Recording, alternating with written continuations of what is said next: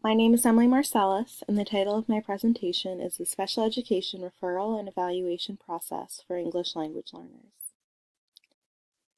The research question that I was investigating is what are the challenges inherent in the special education referral and evaluation process for English language learners, and what are some of the potential solutions to these challenges? The problem of representation. So the level of disproportionality differs depending on the level of analysis. For example, if we look at district, state, or national data, the amount of disproportionality will differ.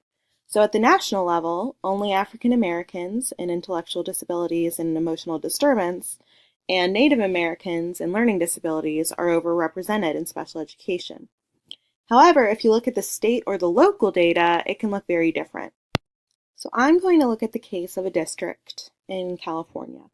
In this specific district, English language learners were overrepresented at the secondary level, but they were actually underrepresented at the elementary level. So in this district, English language learners with limited L1 and L2, so limited abilities in their native language and English, were overrepresented in learning disabilities in both elementary and secondary levels. In addition, these students were also overrepresented by 23.8 percentage points in intellectual disabilities at the secondary level. So let's look at some of the challenges inherent in the referral process. So one challenge is that pre-referral strategies are often implemented sporadically or with little effect. And this is something that was a big theme in multiple articles I looked at, that these strategies that are recommended aren't really being implemented with fidelity. A second referral challenge is that we have a tendency to concentrate on problems from a within-child perspective. So we assume that the problems we're seeing in the classroom with the child are their own problem, their own fault, instead of looking at whether we have a culturally responsive curriculum and instruction, whether our classroom is supportive for that child. There's also the problem of a self-fulfilling prophecy of educators. So if teachers already have the view that these students can't learn or won't learn, then it's self-fulfilling. They won't.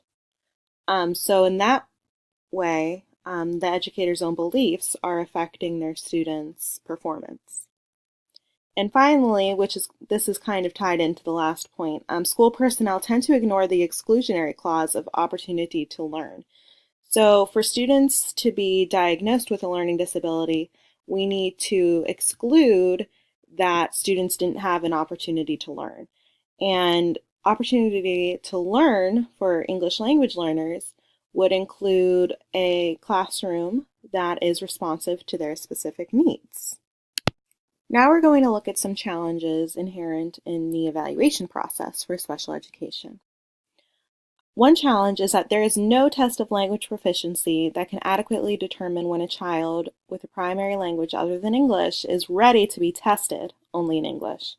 So a student's fluency in English in their oral language skills can sometimes mask the need for a native language assessment.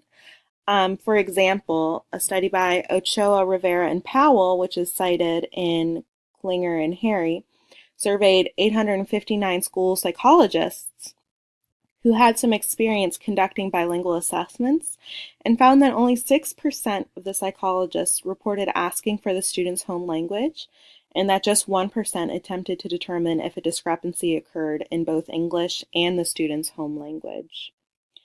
In addition, there's also an over-reliance on IQ test scores.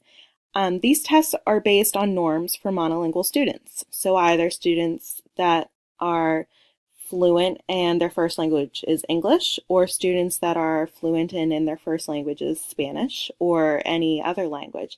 So this really calls into question the validity of using these assessments for students that are English language learners or bilingual. In addition, in a study by Izquierdo, Blalock, and Torres Velazquez, only half of students with bilingual linguistic or cultural differences took cognitive tests in their native language. But even if they are given these tests in their native language, these bilingual assessments are rarely included in reports. In addition, there's also unintentional bias in testing. This can be content bias, so content students are unfamiliar with, unfamiliarity with test-taking behaviors, differential interpretation of questions, and lack of familiarity with vocabulary. And all of these issues can impact the student's performance on these assessments. Finally, familiarity with standard English accounts for more than 50% of the total test variance on IQ and achievement test measures for 4th graders, and upwards of 60 to 90% of the variance for 7th graders. So let's look at some solutions for referral and evaluation. So one solution is to use culturally and linguistically responsive pre-referral interventions. And Garcia and Ortiz gave us an outline of what this should look like. So one aspect of this is preventing school underachievement and failure. So there should be a shared responsibility among educators for the education of all students. There should be a culturally responsive curricula and instruction, and availability of a range of general education service and programs, collaborative relationships with culturally and linguistically diverse families, and ongoing professional development. Secondly, there's a great need for early intervention in struggling learners because all too often pre-referral activities are viewed as a hurdle before students can be tested for special education, and sometimes pre-referral is really activated too late. Thirdly, diagnostic and prescriptive teaching. And this looks like teaching skills, subject, or concepts, and then reteaching using significantly different strategies or approaches for the benefit of students who fail to meet expected performance levels. And then to use informal assessment strategies to identify student strengths and weaknesses and the possible causes of academic and or behavioral difficulties. In addition, there's a need to use curriculum-based assessments to monitor student progress. Finally, and I started this one 3 times because it was a recommendation I found in several articles, is the availability of general education problem-solving support teams. So this would look like peer and or expert consultation and the creation of a teacher assistance team so that teachers can request assistance. They're not referring a student, but they're referring themselves because they need further assistance. And so that kind of allows teachers to continue to own the problem and not put that problem on the student yet. The second potential referral and evaluation solution is to consider outside child factors. So looking at the curriculum, looking at the specific classroom the student's in, looking at the strategies that the teacher has used for that child, looking at the school culture and seeing if any of these factors would have an impact on that child's performance.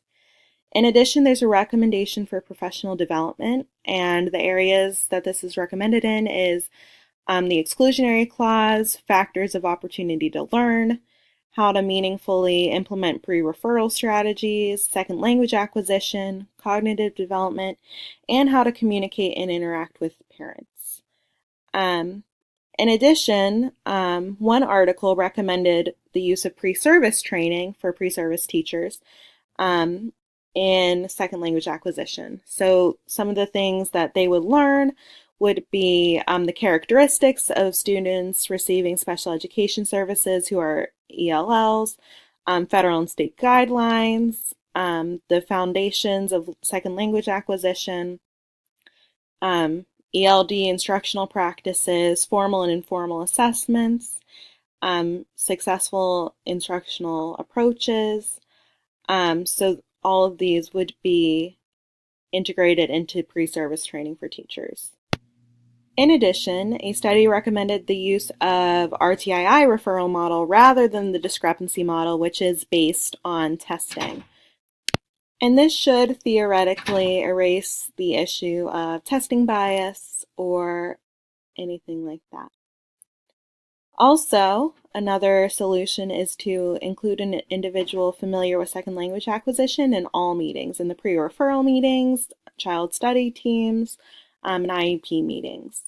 And finally, there's there's a suggestion to use multiple assessments to determine students' linguistic abilities, so we get a whole picture of what the student is capable of. Implications for professional practice. So on this page, I have listed some things that we need to do in the future. One thing we need to do is take pre-referral strategies more seriously.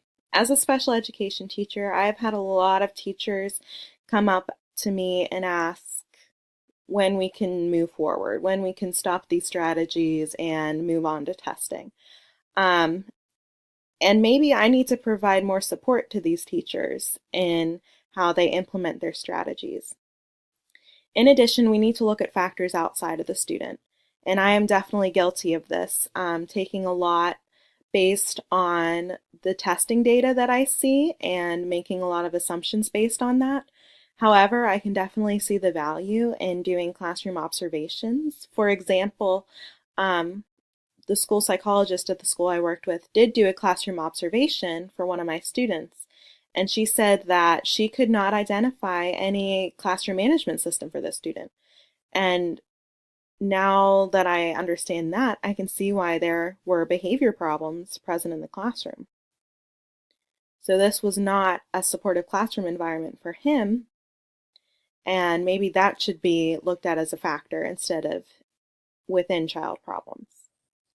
In addition, we need to create assessments that are normed to bilingual students so that we can use assessments that are valid for the population that we're trying to assess.